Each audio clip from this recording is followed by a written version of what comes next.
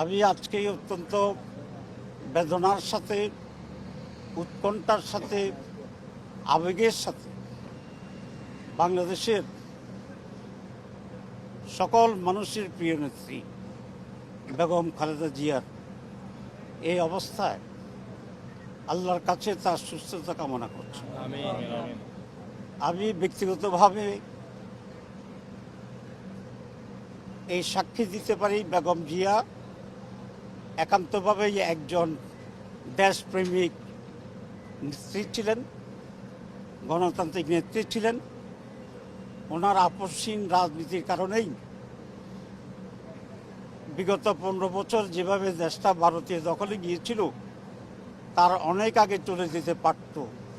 ওনার দৃঢ়তার কারণে সেটা সম্ভব হয়।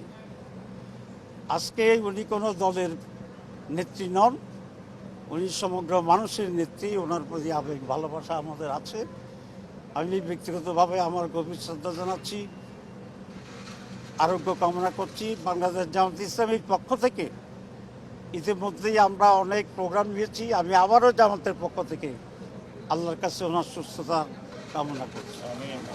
বাংলাদেশের আজকের এই প্রেক্ষাপটে বাংলাদেশের আগামী রাজনীতি এবং আগামী নির্বাচনের জন্য বৃহৎ রাজনৈতিক দলগুলোর ভিতরে আরও অনেক বেশি সমঝোতা, বোঝাপড়া এবং নীতিগত ঐক্য প্রয়োজন।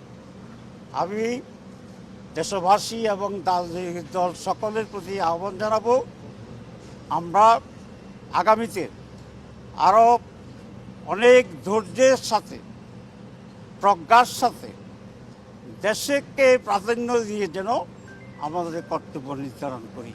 দেবশ্রী শুভ্রা সরকার, পৃথিবী নিউজ ডেস্ক, চ্যানেল 365।